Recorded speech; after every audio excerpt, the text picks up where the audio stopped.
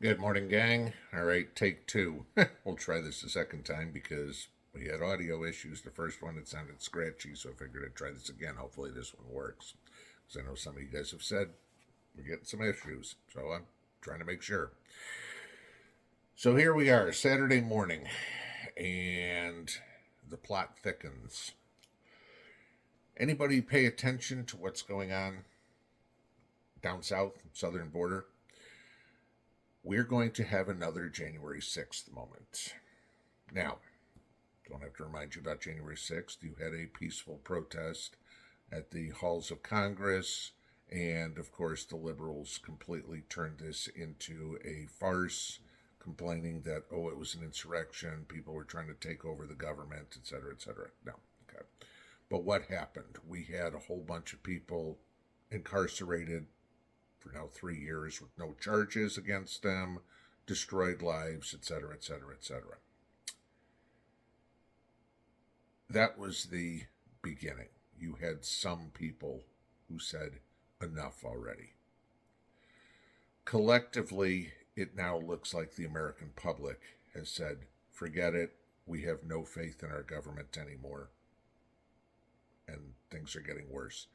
This southern border fiasco we have has gotten totally out of hand. The latest numbers I am now finding are we are now getting estimates of 8 million people have come across the southern border illegally in Joe's tenure. That is more than the population of Ohio. Think about that for a second. The people are starting to stand up. And just like those on January 6th, they are putting the needs of country above the needs of themselves. Now, if you break that down into logic, that is the definition of the difference between conservatives and liberals. Conservatives, their overwhelming mindset is, what can I do to help others? Liberals' overwhelming mindset is, what can I get for me? I mean, again, we've got to remember, liberals are narcissistic, self-absorbed, me takers. Okay, that's basic. I mean, makers and takers. You guys know that. I mean, it's a pretty even divide between conservatives are the makers, liberals are the takers. Period. So what's going on? The southern border. All of a sudden, we have a whole bunch of people who have said enough already. And we are going to have another convoy, if you will, where the public is going to stand arm in arm with the Texas National Guard, with the Border Patrol, and say, no, Juan, no, Maria, you ain't coming. We don't want you here. You want to come to the United States? You go file the paperwork in your embassy, in your country, and you wait your damn turn like everybody else. The doors are closed. If our federal government won't stop you, we will do it ourselves. Starting Monday, we have a event called the Take Back Our Border Convoy. It starts on Monday, and on February 3rd, there are going to be peaceful protests in Eagle Pass, Texas, Tucson, Arizona, and San Diego, California. Okay. You can take a look at this real quick, and you will see exactly what they're talking about.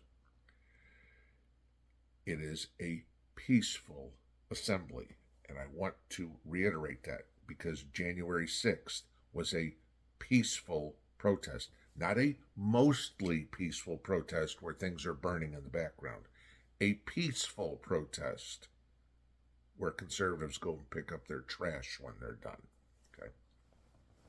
Yeah. Difference in how things are done. This movement was started by, go figure, a retired U.S. Army lieutenant colonel by the name of Pete Chambers, who also happens to be a former Green Beret. Okay. Colonel Chambers is well aware of that military code that we all serve by. that a lot of conservatives, even if they didn't serve, believe in as well, is there comes a time in your life when you put something bigger than you is more important. Okay. Guys don't go to war. I mean, I don't care if it's for those of us who are still alive, our generations. World War II, Korea, Vietnam, the Gulf War, Iraq, Afghanistan, whatever. They didn't go over to any of these wars to better themselves. They went over to defend our way of life. That is what Colonel Chambers is doing here. Organizing something to defend our way of life. There are tens of millions of people in the United States, or tens of millions of people in the world, I'm sorry, that would love to come to the United States. It's great. Do it legally. Show your merits as to why you should be allowed to come in, and we'll welcome you with open arms. Try to cheat the system. Americans don't like cheaters too much, right? Ask the New England Patriots. Ask the Houston Astros how well we like cheaters. Okay. If they want to come. But the problem is, the United States cannot support the entire world. Biden thinks we can. Hey, we'll just give you money. We have money trees in the backyard, right? Come on in. We don't have the resources in the United States to support tens of millions of people. Though we've taken in 8 million more during the Biden administration. Illegals. Okay. That doesn't count all the people who have legally immigrated to the United States. So, what are we at? 10 million maybe that we've taken in 3 years in Joe's tenure? That's good. What I said about Ohio. We just added a new state. Great. So the people are fighting back. Now this goes back to, let's think about this. Remember the truckers' convoy to Washington, D.C.? Remember the truckers' convoy in Canada a couple of years ago? You want to know how big this thing is? They're expecting 700,000 trucks, plus bikers, plus cars, plus military, plus whatever. I mean, maybe you even get some people in a VW minibus. Who knows? Okay. So you're going to have well over 1 million people easily stand side by side with the Border Patrol, with the National Guard, and say, GTFO, doors are closed, Juana Maria, go home. I want you to watch something here real quick. This is Texas Representative Keith Self and what he was talking about yesterday in regards to this whole protest, if you will, or assembly. Watch this. Let's talk about this trucker convoy. You brought this up just a moment ago. So this is called Take Our Border Back. It kicks off Monday. So you've got multiple starts. You've got trucks leaving from Virginia Beach that are going to go through Texas, Arizona, California. On the website, it describes the event as a peaceful assembly, encouraging all freedom-loving and law-abiding Americans to attend. I saw that you posted on X to raise awareness about that. You obviously just mentioned it a moment ago. I understand that you're going to be speaking once they get to Eagle Pass. I also see that it's going to go through Yuma. It's going to go San Ysidro, California as well. 700,000 vehicles. That's the prediction here. How do you keep that peaceful and on track? That's a lot of trucks. Well, the people that have organized this are the same people that went to California to D.C. with the truckers. I understand we're going to be joined by Canadian truckers. So these people are committed to a peaceful demonstration that we've had enough. The American people have had enough. We're demanding that the Biden administration do its job, enforce the laws on the books, and secure our border. 8 million people during the Biden administration. That's more than the population of Ohio. This is the time for us to rise up as the American people and demand that our president do his job. This should be a peaceful movement the American people joined by other nations if they want to come. This is the Canadian farmers, truckers. This is the German farmers. This is the French farmers. This is the Dutch farmers. This is a movement well beyond the United States that people are simply tired of the overreach of their federal governments, and we're pushing back. Now is the time. He's right. We're pushing back, and now is the time. Collectively, the citizenry of the United States has completely lost faith in the federal government, in Joe Biden, in Alejandro Mayorkas, in anybody that is in this administration. They are not protecting us. They are setting us up for failure.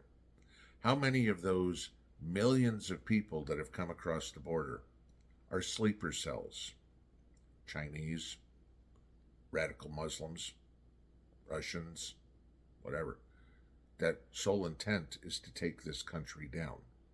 How much of this is being funded, helped by, asked for by Xi Jinping or Vladimir Putin or the Ayatollahs or whatever, telling Biden, hey, you need to keep doing this because as soon as you get all this done and there's chaos in the United States, we can push more of our globalist agenda on the rest of the world because the United States is left out of it, right? Klaus Schwabish. Okay. Remember what I've said for a couple of years. The globalist agenda cannot succeed if the United States is not involved, right? Okay. Because we are the only self-sufficient nation on the face of the earth. And so if it's the world against the United States, that's a fair fight. If it's the United States aligned with the world, there is no fight. This is why they want to do this. This is why Joe is pushing for this globalist crap. Because if he can get the United States to fall, then we can all fall in line under Klaus Schwab, and we can all raise our right hand at about a 45-degree angle and swear allegiance to him. That ain't ever happening. Okay. Remember, this guy's father was a Nazi anyway. So, but this is what this whole thing is about. This is how much you have to get ready for. How many of these people that are going, these millions of people that are going to go stand up, are going to wind up with the same fate as the January 6ers? This is how we can help. Maybe you go on this convoy. Maybe that's something you want to do. If not, maybe we need to support them however we can. Whether it's handing them a box lunch if they pass by your the highway near your house and there's no food. Remember the Canadian truckers, they had no way to get food. Okay. Maybe it's standing on the overpass and supporting them. Maybe it's donating money to them, whatever. Maybe, like I said, maybe it's getting in your car and going along with, depending on what your ability is. Hey, great. Joe wants a war. I've said it since the beginning. Joe wants to be a wartime president. Joe needs something somewhere. He tried to get one going in Ukraine. I mean, if the United States doesn't support Ukraine, that war was over in 2 weeks. Okay. Joe's war. We have the whole war going on in the Middle East. Joe's war. Okay. We have China just waiting to go into Taiwan. Joe's war. And none of them are panning out the way he wants them to be. But if Joe can get a civil war started in the United States, Joe will have the war he wants. So what happens? You have 25 states that signed on to support Greg Abbott, okay? Stand with Texas. Does Joe declare martial law over this? There's a good chance. Okay. Joe wants to federalize the National Guard. Well, those other 25 states have sent National Guard troops, state police troopers, whatever, down there. Is Joe going to federalize half the National Guard? Is he going to federalize the police force throughout the United States? That might not go over too well. Because how many of those National Guardsmen, how many of those troopers are going to go, here you go, Joe, right here. Sorry, I ain't taking orders from you. Okay. then what do you have? If Joe decides to pull this one, which is possible, because we had this happen, and that this has just come out too, is the 2020 election. They just stopped counting Republican votes. The only votes that were counted were the Democrat votes. And now we have evidence of that, okay, from an article this morning. What if Joe says those 25 states have gone rogue? We're not going to count the votes in those states anymore. So the only states that are going to elect